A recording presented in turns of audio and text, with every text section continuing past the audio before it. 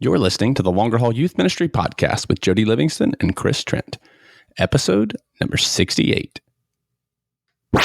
Welcome to the Longer Haul Youth Ministry Podcast, helping you survive and thrive in youth ministry. And now, your hosts, Jody Livingston and Chris Trent.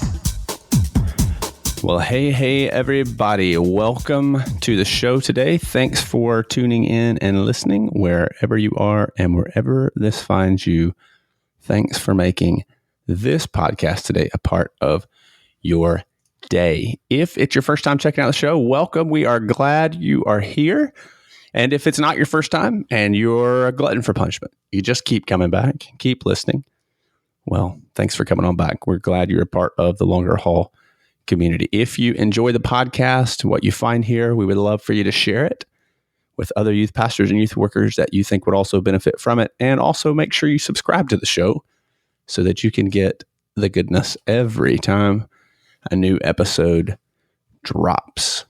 Chris Trent and I are youth pastors, just like you, in and around. And summer has us running a bunch of different directions. And so Chris is actually away at camp this week. So it's just me holding down the fort here. But he will be back. And hope he's having a good week at camp. I'm sure he is. Talked to him a little bit. Sounds like it's going great. So you can connect with us, though, here beyond the podcast on social media. You can find us at Jody Livingston, J-O-D-Y, and Chris Trent. And, of course, the Longer Haul over on the Facebook. All of the links and resources that we are going to mention today in this episode, you can find on the show notes page over at thelongerhaul.com/episode 068. That's thelongerhaul.com/episode 068. So, man, excited about today's episode, talking about youth ministry in small church, and got a great guest here today on to talk about that, Stephen Hale. He is the creator and host of the Youth Ministry Small Church podcast. So he's going to drop all kinds of wisdom on us today, I'm sure. Before we get to that, I want to thank our sponsor, YM360. They are a primo provider of all things youth ministry, particularly Bible study curriculum, student devotionals, Disciple Now curriculums, youth leader development stuff, man, even summer camp experiences through Generate Camp, which is where Chris is actually this week. So if you've not checked out YM360, please head over to ym360.com and check out Youth Ministry 360 there. Tons of good resources. They've just dropped a couple new pieces of curriculum that are fantastic on that. And Chris and I were just talking, actually coming off the back end of summer here. They've got some really good mission trip stuff as well. So because you're awesome and you're a listener of the Longer Haul, part of the Longer Haul community, they have offered just for you to give a 20% off discount to you on your next order. Just make sure you use the promo code Longer Haul. So that's ym360.com. Be sure to use the promo code Longer Haul and you can save some money. And we all like saving money. So, hey, with all that said and all that out of the way, we will jump in here to today's interview with Stephen Hale, talking about youth ministry in small churches. And now we're pleased to bring you our feature presentation. Well, hey, Stephen, thanks for taking some time and jumping on the show here today. Man, I appreciate it very much. Jody. I'm glad to be here. I've always really appreciated your podcast. So, thanks. You are one loyal listener. And we're grateful. I'm excited to have you on, particularly to talk about the topic today as we talk about youth ministry in small churches. I think it's unfortunately, maybe a topic that often gets taken for granted. It seems like much of the noise and the help and resources that we find in youth ministry, I don't know if it intentionally does or not, but it seems often to somewhat lean, if not cater to, a larger ministry and larger church. So I think it's really important for us today as we dive in. Yeah. But let's do this first. So for folks who are listening who may not know you, not familiar with you or your podcast, Youth Ministry Small Church, how about take just a couple minutes here, introduce yourself, tell them a little bit about you, your journey in youth ministry, maybe about the podcast, what's the point of the podcast, your focus there and all that, and then we'll jump in. Yeah. So I got involved in youth ministry after I did a round of seminary, and I actually went to seminary as much to sort out some of my own frustrations with my faith and things that I was thinking about.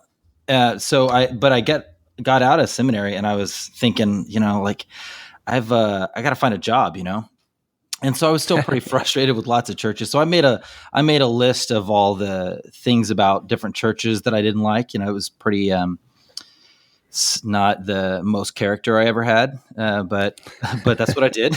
And so I had a list of churches that basically that I wasn't angry at yet. And so I started applying to churches that made it through my somewhat immature grid, and wound up at this little church in Orange County, California. It's sort of a post-Asian church is what I like to call it. It was founded as an English-speaking Chinese American congregation a couple of generations ago by the United Methodist Church out in California, in Orange County. And so it was this interesting cultural experience. And at the same time, it was a small church, had about 110 folks on your average Sunday morning, and it shared a facility. It was co-owned by another church that was similarly a small church.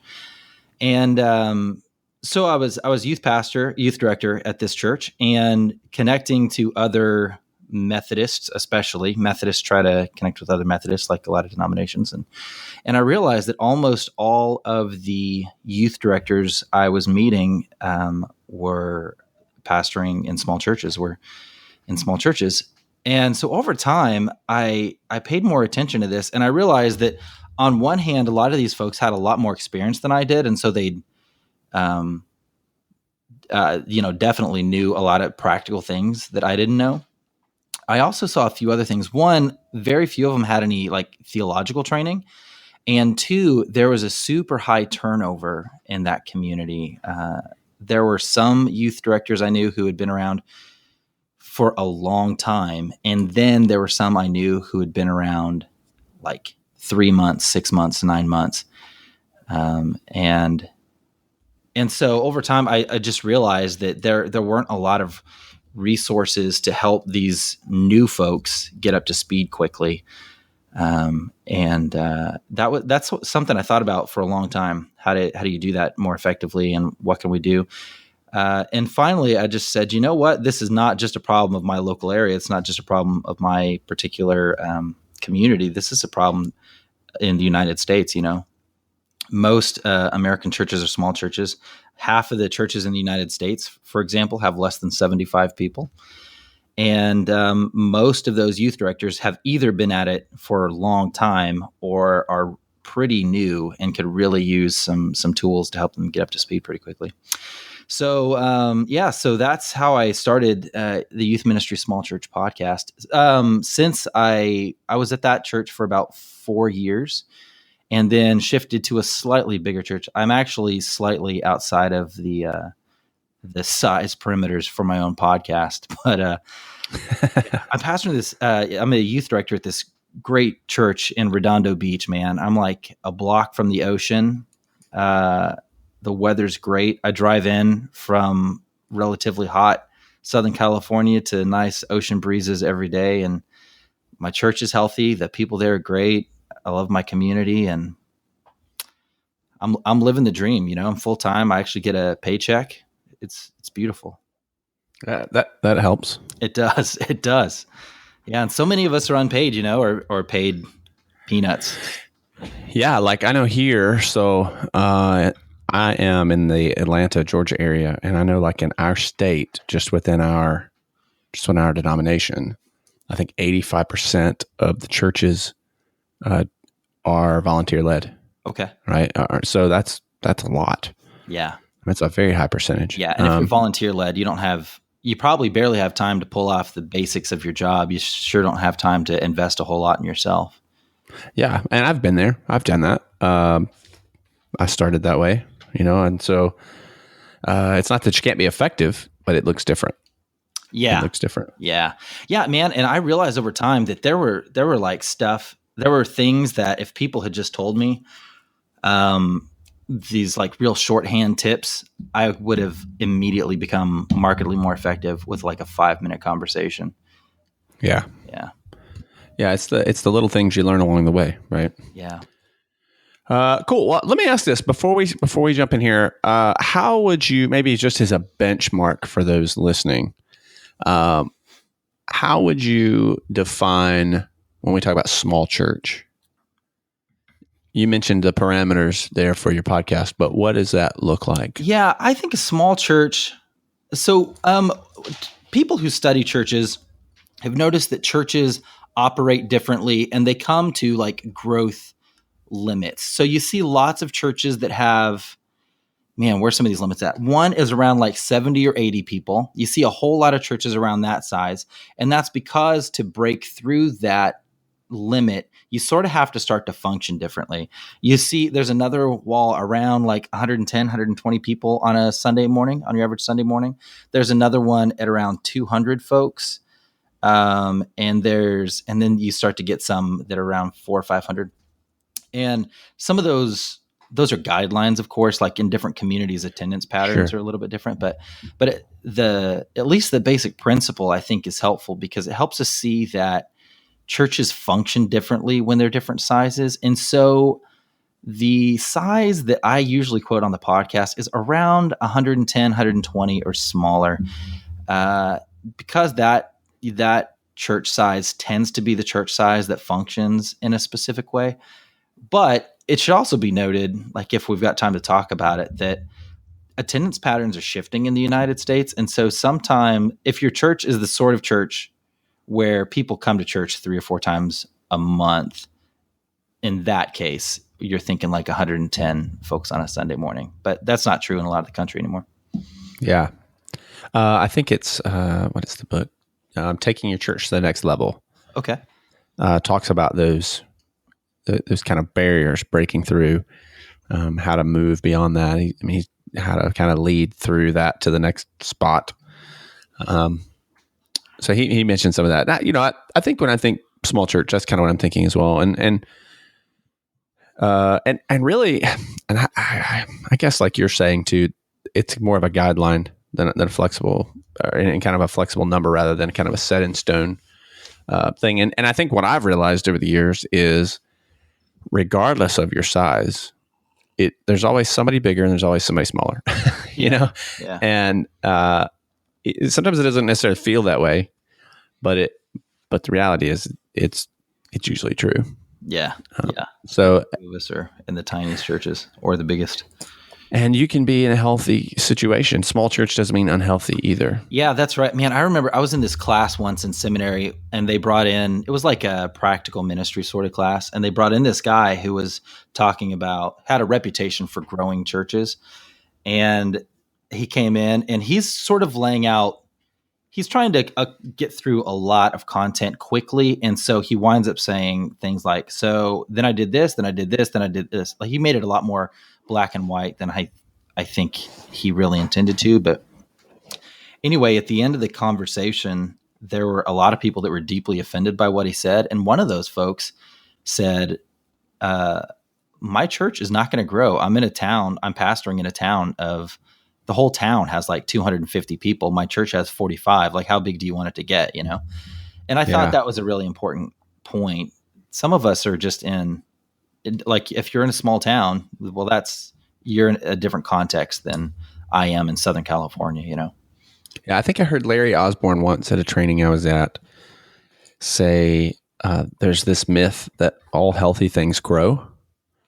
And he said, it's true for a while, but if you as a person continue to grow and never stop growing, then we would label you diseased, right? And so it's growth is good and it's healthy to a point, but at a certain point, most healthy things actually stop growing. So we should always be reaching, but sometimes you just have what you have, and that's perfectly okay. Yeah. But I think there's such a pressure in church culture, especially to continue to grow, to be bigger. And like bigger is better. And Yeah. I think churches are a lot better off focusing on mission and are they doing the work of Jesus in their community and in the world. And if they focus on that, sometimes growth comes from that, and sometimes it doesn't. But you're doing the work. You're doing what you're called to do. Yeah, and I think I've heard. I don't remember where this originated. This may have been in sustainable youth ministry, but like as a benchmark. So just to kind of put youth ministry number kind of in perspective, like you generally are looking between 10 and 15% of your attendance as a healthy marker for student ministry. So if you're in a church, of 100, 110, and you've got 15 kids coming, that's great. Yeah. I mean, that's great. You should be proud of that. Yeah. Yeah, totally. Yeah. I think that's a really helpful marker. Another one actually comes from Mark DeVry, who wrote Sustainable Youth Ministry, the book you mentioned. He says that you should be spending $700 to $1,000 a year per youth, and that should count the salaries of your youth ministry staff. Yeah. I think that's a pretty helpful guideline too. If you're spending, and of course that can vary a little bit. If you live in New Mexico or West Virginia, some of the poor states in the country, I bet you're on the low end of that, maybe even slightly lower. If you're in Southern California where everything's crazy expensive, you're probably on the high end of that, maybe even a little higher. But I think it's a helpful guideline, Yeah, for sure. And cost of living has certainly got to be a factor there, like you're saying. As well. Okay, so let's talk about this. What are some challenges that are specific to youth ministry in a smaller church? Man, I think before we get into the actual challenges, sometimes it's helpful just to acknowledge the psychological challenges of being in a small church. Yeah, I think a lot of us, especially like my age group and older, I'm an old millennial. I'm almost a Generation Xer. And I think a lot of us feel like the good youth ministries, we wouldn't say it this way, but in our head, that's how we perceive it. The good youth ministries have big flashy bands. They've got lights, they've got dynamic speakers who stand up and talk for 20 minutes and give these impassioned pleas. And they go on, 4 mission trips a year and they're able to rent out an entire summer camp on there. They're big. And I just don't think that's true. I think we get insecure in small churches sometimes, but I don't think we should. I think small churches have a ton of strengths that we'll talk about in a few minutes. So the first challenge of being in a small church is just being a little insecure about it sometimes. Yeah, no, I totally agree with that, and I think a lot of that probably is driven because most of the people that have been able to gain a platform in youth ministry generally comes from larger contexts. Yeah. And so it's like we unintentionally feel like that is the marker that we're aiming for. Yeah. And, I think that's a good point. I mean, I think again, going back, I just think we could be having a podcast right now talking about any size ministry, and we would have a whole huge list of advantages and disadvantages. It's not like the bigger we get, the shorter the list. And so I think that's good perspective though. That's a great place to start. Yeah. So I think other more concrete things that small churches struggle with, almost all of them depend on your particular congregation, but some things that are common are sometimes small churches struggle to come up with funds to pay for stuff. Yeah. That can be difficult. Especially, I think you especially see that in the youth minister's salary. So your youth minister is almost certainly part-time, paid for 5, 10, 15 hours a week, and then working twice that. That's a very typical small church problem. Yeah. Other ways that money problem can manifest itself is sometimes some churches that are small will have trouble funding good youth ministry programming because they have so much trouble coming up with money. Small churches tend to tend to. This isn't always true. Like some small churches have a building they've had for 100 years and everything's paid off, and actually the budget's got a little bit of flex in it. But some small churches really have some pretty substantial budget struggles, and that means there's not a lot of money laying around for youth ministry. I remember when I was at that first church in Orange County, there was no youth ministry budget, and everyone expected families to simply pay for whatever event we went to. And I was new, so I thought that made sense at first. And now looking back, I can't imagine how I worked under those conditions, right? You just need at least a small budget to, like, who's going to pay for soccer balls, right? Right. There's no specific kid to pay for soccer balls. So, well, and in some cases, the church may not even be operating on a quote unquote budget. And maybe it's funds, right? I was in that situation where I had the youth fund.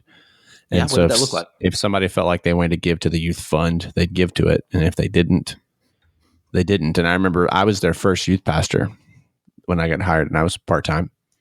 Yeah. And I said, so what happens when this money's gone? And their comment to me was, people always give to that. It'll never run out. Well, like 2 months later, now that you're doing stuff for students, and we're not talking like a ton of money in this fund. Okay. Like it's not like I went and blew all this money, just small things like that. Yeah. It was drying up quick. And then, so they had to back up and evaluate what does that really look like on an ongoing basis? Because if you're going to be doing things, then it's going to cost money. Yeah. Yeah. And that reminds me of the second point I wanted to bring up. Small churches typically have, they're less organized. So they have less thought into the details of how their systems work, because in a small church, you can make a lot happen just through relationship. And so most small churches lean a lot more heavily into relationship than systems and structures at bigger churches. So that's why I think a lot of that stuff happens that way, because even if you go up a level in church size, people realize you have to have budgets for any programming. Yeah. And sometimes that's just not obvious. That you're in a small church, probably the only person who has ever even read a book on how to manage a church is the pastor, and maybe the pastor hasn't even, Sure. Yeah. And there's so many relationships that you're having to work within, and generally a lot of deep rooted history in that case as well. So yeah, that's good. That's fair. What do you think, like some practical things that would, like, okay, how do you work around that? How do you combat that? Like, you just fundraise like crazy? I mean, that's kind of what we ended up doing for a while. Yeah, I think in situations like that, you have to have sort of especially if you've already come into this situation. Most of my listeners are listening because they've already taken the job. And so they're trying to figure out how to make the best of the difficult parts of their situation. So I think if you're already there, you sort of need probably a short-term plan and a medium-term plan. The short-term plan might be to figure out how to get by for 6 months or so. I think the medium-term plan needs to be to have some conversations with church leadership and help them understand why these things matter. And to do that, you're going to have to take them a list of expenses, things that fall outside of whatever the limiting problem is. So in my case, where I wasn't given a budget, we did a car wash once a year, which would raise about $600. And that was expected to cover all the little odds and ends of the youth ministry budget through the year. So in retrospect, I should have gone to the budgeting committee and the church council, is how Methodist churches work usually, and taken a list of expenses for the last year and, a spreadsheet, and said, listen, I spent $1,000 last year on stuff, and I avoided spending lots of other money that I should have spent that would have made the ministry more effective, because all I had was this goofy system. I need to be given a budget of $1,500 a year plus this car wash. Maybe taking some numbers from Sustainable Youth Ministry and that Mark DeVries book that everybody talks about. I think in your case, maybe. How did yours work? I forgot already. So it's kind of funds. Now, what happened is they realized over time, because as the youth ministry began to grow and the children's ministry began to grow a little and became more active, that their fund system wasn't sustainable. People realize that in church leadership. But this is a farming community. Okay. So they didn't have budgets. They didn't need budgets. It was like they just had cash, like it's a farming community. So they made what they made and they spent what they made, and that was it. There was there weren't a lot of like intangible expenses at that time. And so it was a bit of a stretch for them, but as our pastor was able to help kind of lead in that direction. And part of that too, like, I like what you're saying, like, hey, bring some tangible things. So if that's expenditures, like, I think you got to communicate that, and not obviously not in a demanding way or an arrogant way, or like, we need to have this or we can't function. But I think you continually do that through vision of, hey, this is what the Lord is doing. This is what is happening as a result. Yeah. Like, not just, I think, here's what we need, but here's how this is what this is accomplishing. Yeah. You build legitimacy through storytelling and inspiring people and creating hope. And then that helps people to believe in what you're doing and also to trust you and your job. I think a lot of new small church youth workers have trouble being trusted. Yeah. And no, I had that problem too. Yeah. Build that too. Yeah. Okay, so or finances, money. That's certainly a challenge. What else? Other challenges, man. Another concrete thing that happens that almost never happens in bigger churches is, what do you do if literally no youth show up to an event? Stuff like that happens in small churches, or maybe even worse. What do you do if only one youth shows up? And now you have to figure out, what do I do with this youth who's, good person? Like, God loves them. I'm here to serve this person, but I've probably got like abuse prevention policies that limit what I'm allowed to do right now. And what do you do? And that is a pretty much a small church problem. Stuff like that. Yeah, I remember. So that kind of that same church that I'm talking about there. I was their first youth pastor again. And so for the first probably 3 months, my wife and I would show up on Wednesday nights, and we were the only ones there. Yeah. Unless someone happened to visit that week. And then we had students, but we didn't know them because they were guests. And of course, they never came back because it was weird. And so how did you grow? I don't want to Jesus juke here, okay? But honestly, when no one came, we just prayed. We prayed for the students who would come. We prayed that the Lord would continue to encourage us and that He would add to that. And slowly, we had some of our children's ministry folks graduate up into youth ministry. So then we had a few middle schoolers, but it's like a handful, right? It's like 2 or 3. So we just start kind of pouring in and investing into who we have and discipling who we have. And then they started bringing friends, and then they started bringing friends. And before long, we had at least a good kind of a core group coming. And then it from there, they just kind of stayed engaged largely through high school, and the middle schoolers continued to come. But it took a while. It was a patience thing for sure. And I think that's, like we talk about here on this podcast, like the longer haul. What does that look like? Well, it means that in the end, consistency and perseverance wins the day. That you just stay the course and trust that in the end, man, the Lord's going to honor that. And that was really difficult. I'm not gonna lie. That was probably the most difficult period of my ministry. Because there's no one there, and everyone knows that no one's there. because everyone's asking, because they're now paying you, although it's not much, to be the youth pastor, and no one's coming to what you're doing. It's like, well, you didn't have anybody really when we started. So there was a few kids there.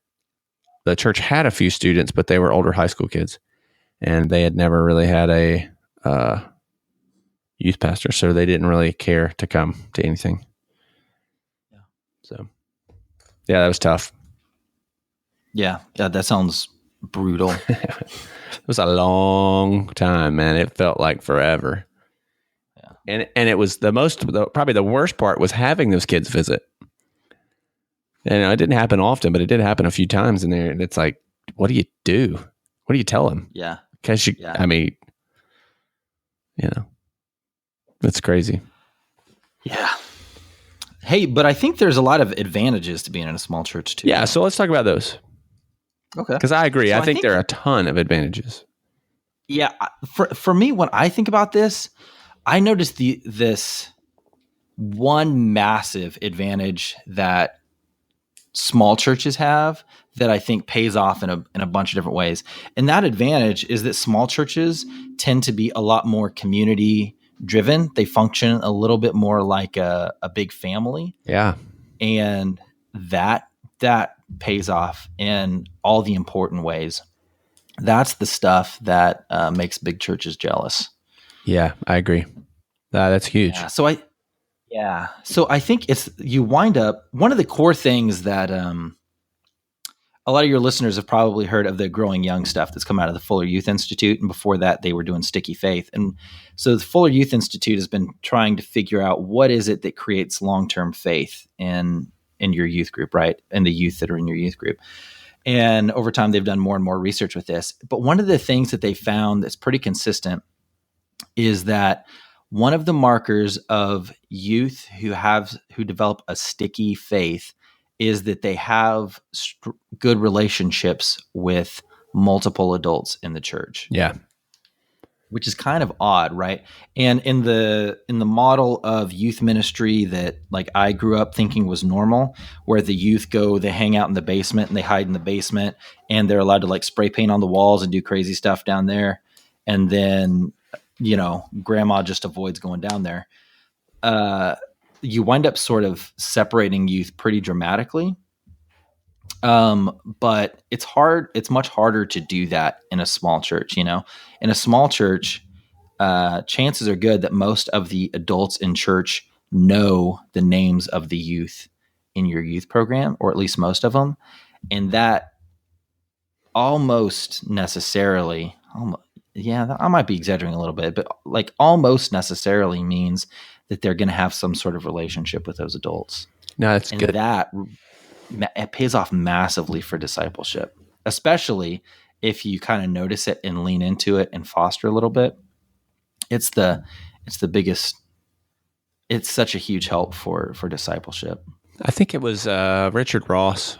I heard at something I was at. I think it was him, and I can't remember where he was quoting or referencing something else. So it wasn't like his thing, but it was along those lines. And what he said, and it had come from a professor. So a professor at a Bible college. And this was kind of right when everything's coming out of like, oh, why are kids leaving? They're abandoning the faith. Everyone's leaving church. And he kind of said, okay, let's figure out why these kids who stay, who are actually in my class at this Bible college, what do they have in common? What is it that causes them to stay? And so what he found was that in his estimation, if a student had at least 7 adults, godly adults investing in their life, there was almost 100% chance they would stay in church after graduation. Which, man, 7, that's not hard. And that's especially not hard in a small church. So, that's a doable stat if that's accurate. And that's a really doable stat. Do you have some sense of what it meant to be investing in their life? He didn't specify in that. He said it could be anyone he gave a range. It could be a neighbor, it could be a coach, it could be a parent, it could be a grandparent, it could be a youth worker, it could be a pastor, it could be, but someone who is in some way connected in a relationship in that student's life.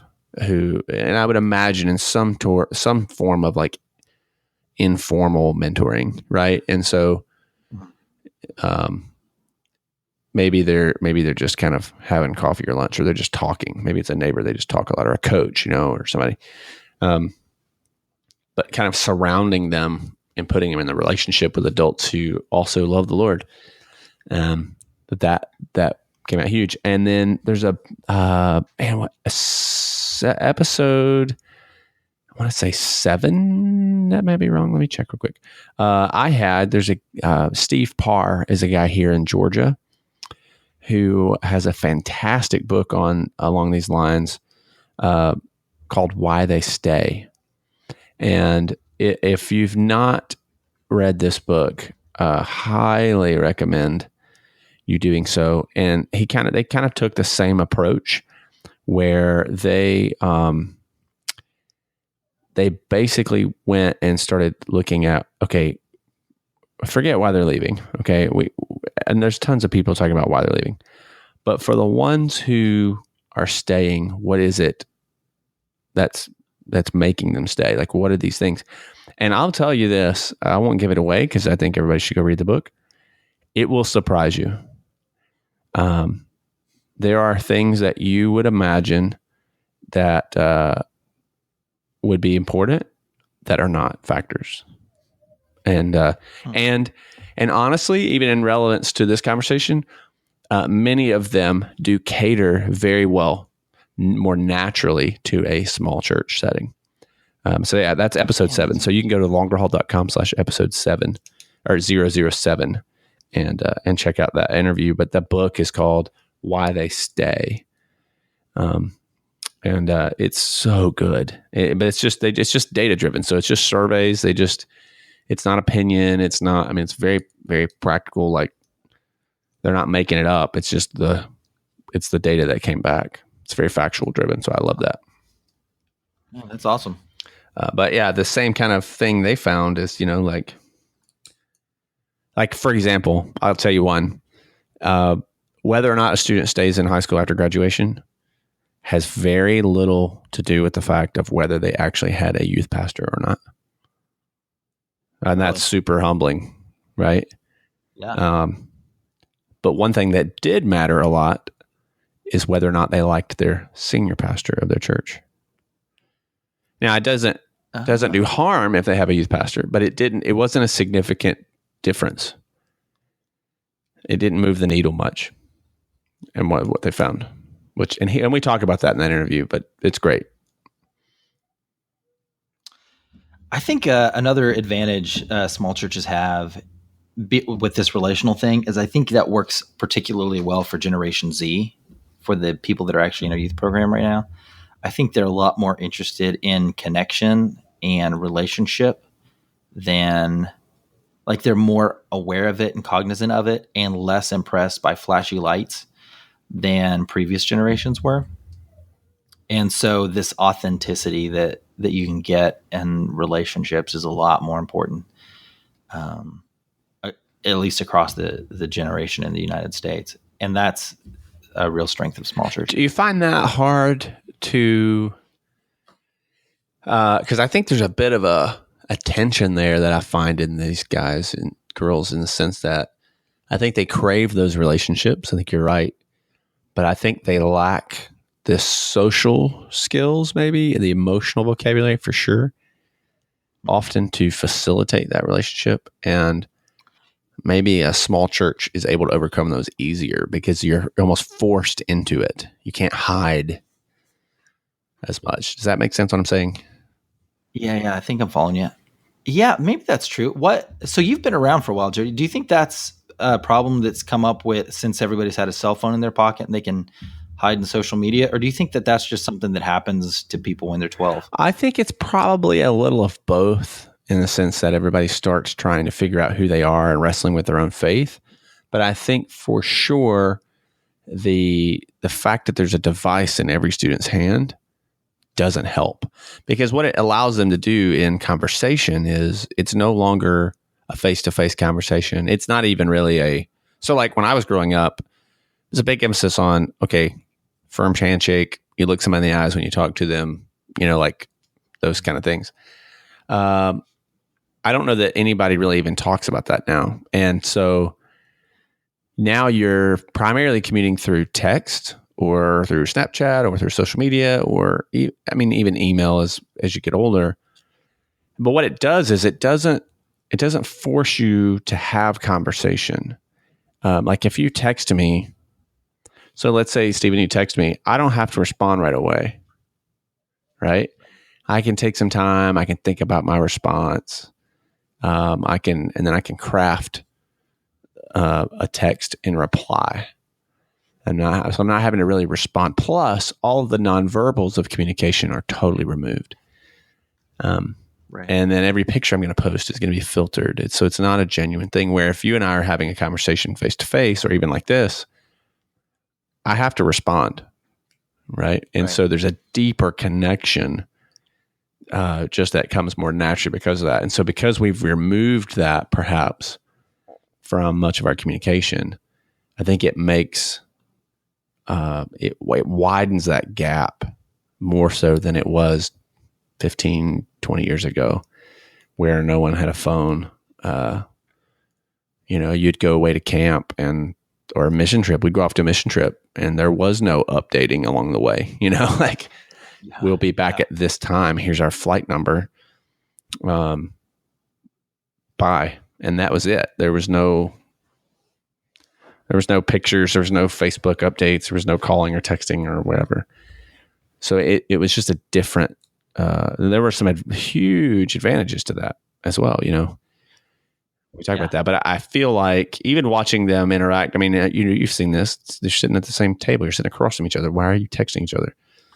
Why are you Snapchatting? Like, stop, look up, take a picture of something real at least, and not the floor, and put text over it.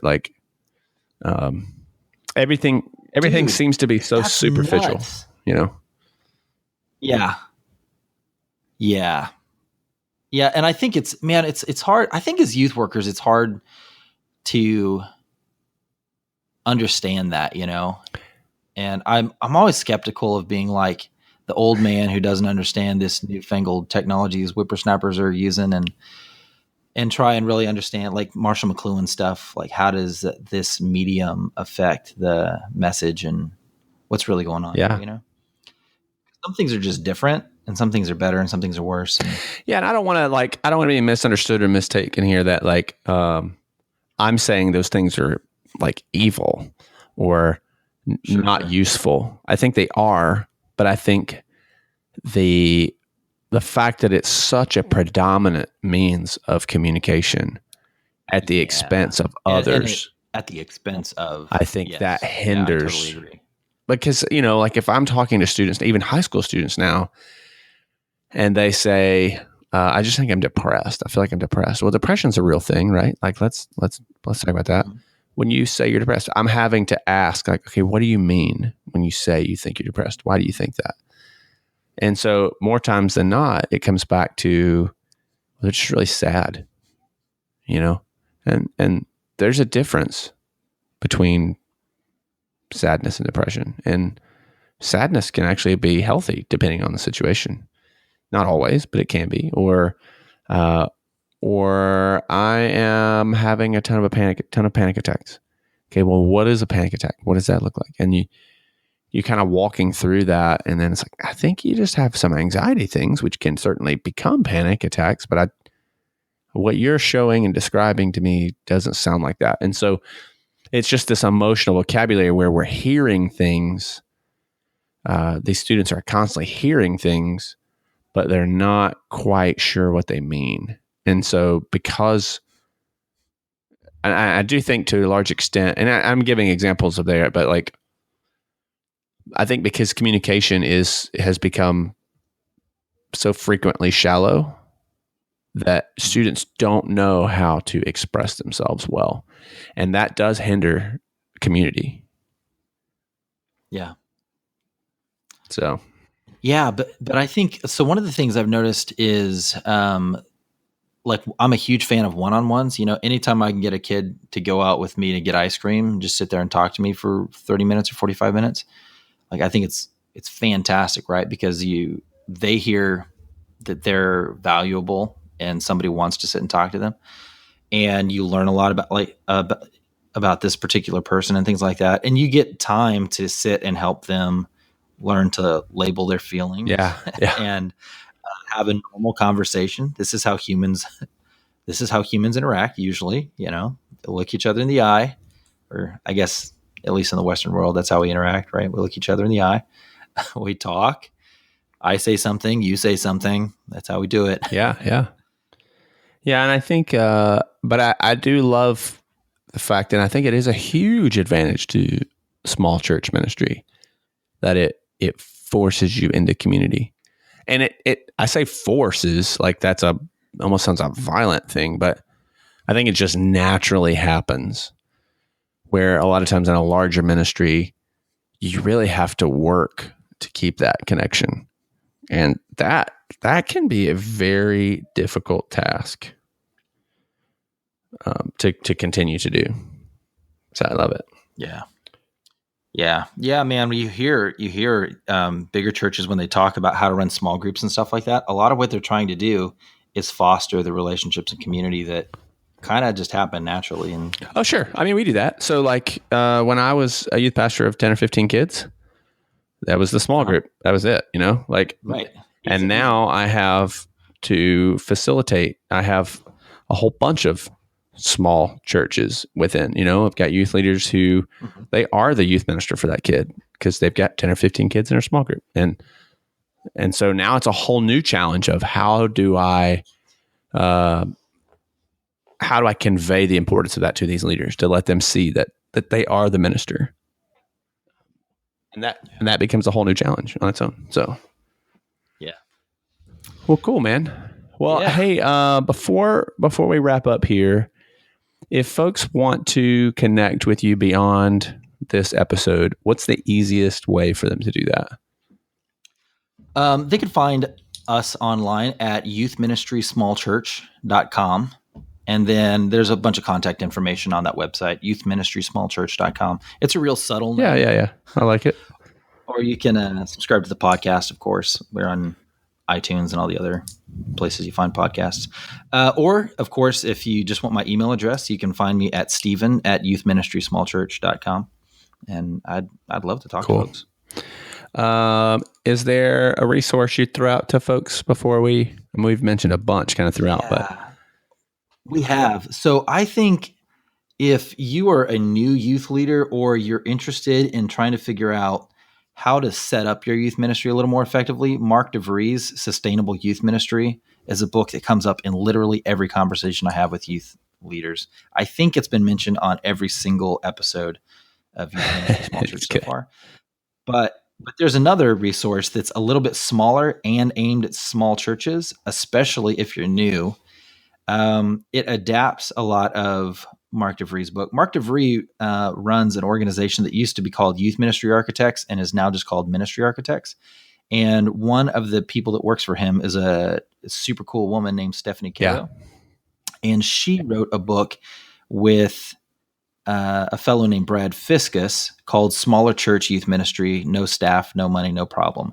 It's about 100 pages, and it really gets to the point quickly.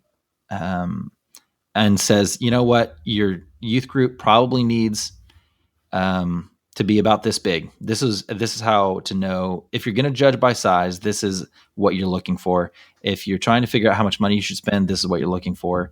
If you're trying to figure out what to emphasize in your youth ministry, this is what you're looking for.